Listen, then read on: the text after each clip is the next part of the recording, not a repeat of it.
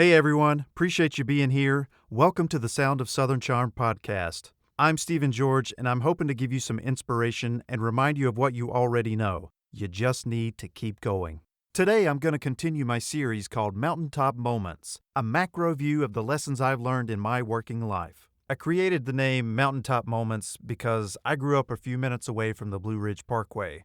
And when I was old enough to drive, I took several trips up there to enjoy the scenery. And like the stunning view from there, this podcast series is going to take a positive look at the big picture messages from all my jobs to this point.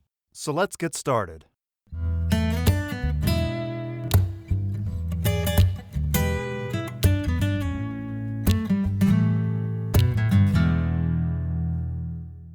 So if you've listened to the podcast so far, you've learned that I've worked in a couple of pretty much manual labor beginner type jobs. Today I'm going to take a quick break on the paid jobs and focus on an internship that I had in high school.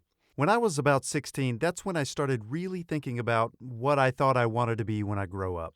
And I landed on being a local television news reporter and anchor. Thanks to my job at Double C a little bit later, I was getting up early enough to see the morning news every morning before I went off to work.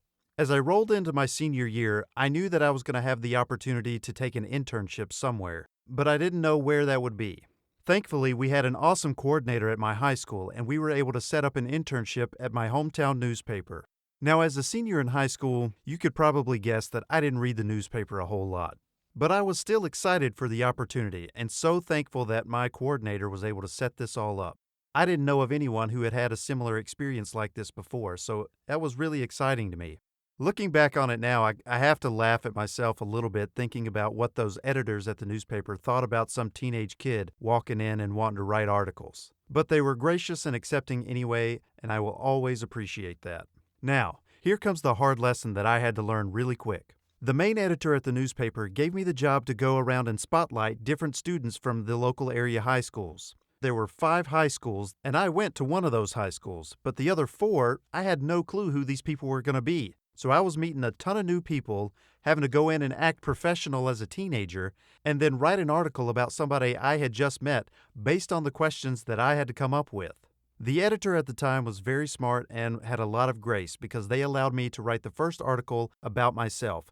It was sort of an introduction to the community about what I would be doing for the next few months. All I remember about writing that article is that I was cringing because I was having to write about myself. But that's where the fun started. So I'm writing this article and get to the end, and I feel like it's a really great piece about me. It's not too flashy, it's not too grandiose, it's really just kind of meat and potatoes, like here's the facts, here's how I'm going to move forward kind of thing. I remember going to turn it in to one of the other editors at the paper at the time, and I'm thinking, he's going to clear this, and this is going to run exactly as it looks, and I'm so excited. It's my first article ever that's going to appear in the local newspaper. That was kind of a big deal for me. Then I start seeing him make changes, and more changes, and more changes. He finally hands it back to me to read over, and there's not a lot left of what I actually wrote the way that I wrote it. The same facts were there, but it wasn't how I wrote it. My teenage ego took a huge hit, and that's what I want to get to today. The lesson that I learned through this internship is an ego check. I walked into that paper thinking, everything I'm going to do is awesome. I'm so excited for this opportunity. These guys are going to be so happy that I'm here, right? That's a lot of confidence for a kid that's never really even taken the time to read the newspaper at this point. Not to mention the only real experience I had was writing research papers in high school. I didn't know how to connect with a community audience that wasn't looking for that type of work. But I'm sure we've all had that moment in our job where we looked at somebody and said under our breath, they don't know what they're talking about. You've done that, right? Yeah, that was one of these moments for me. But listen, I could have sat there and pouted and been mad and done all these things, but instead I took the time to really see what he was trying to do, which was make a better piece for everyone to read. That's what it's about. It's not about the writer or the author. It's about the story that they write and how they write it and how it's presented to other people. You're not doing it for you. You're doing it for your audience. I'm so glad I didn't storm off in some teenage hissy fit and say something like, I'm never doing this again, or any of that. I was glad that I was open enough to listen to his advice, to see the changes that he had made, and then want to reflect that in future work. I went on to write several articles that appeared in every week of that semester of high school. I also got to check out local government activities by hanging out with other reporters. And eventually, I turned that internship into a paid job when I was in college, when they asked me to come back and write for their special features. None of that would have happened if I'd let my ego get in the way, and I would have missed out on a huge growth opportunity. Now, I'm smart enough to know that I haven't always done that through my working life or personal life, because an ego is a tricky thing. We don't want to get rid of our ego completely. It's there for a reason. It helps us with our confidence in how to present at meetings or how to have a tough talk with a fellow employee or a boss. We need that ego. But at the same time, we have to keep it in check, or it's going to get us in trouble all the time. So the question is, how do you know if your ego's getting you in trouble? First, you got to be self-aware that that may be a problem, because things aren't going the way necessarily that you thought they would.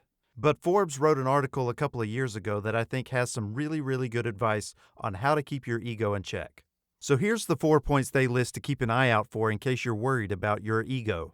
If you always have the need to be right during an argument, you place a lot of emphasis on winning at all costs. You feel intensely jealous when others succeed. And the last point they make is if you're eager to jump in with your idea, but you don't want advice from other people. That list sounds a little condemning. Fortunately, Forbes offers some advice on how to move forward and change this perspective. They say at work, all you got to do is just listen to your coworkers before you decide to bring in your opinion. And if you think you need to give an opinion, ask if it's okay before you do. Because you could have great advice, but if somebody's not ready to hear it, it doesn't matter. They've got to be in the listening space to be ready for what you have to say. You can't just say it and expect something that's going to happen just because you say it. And on the flip side of that, maybe it's your turn to receive some input from them. If that's the case, just be appreciative. Say thank you. Or, that's a great point. And here's where my idealism kicks in a little bit. I feel like everybody wants to be successful, which also means you want this person to be successful and they want you to be successful too.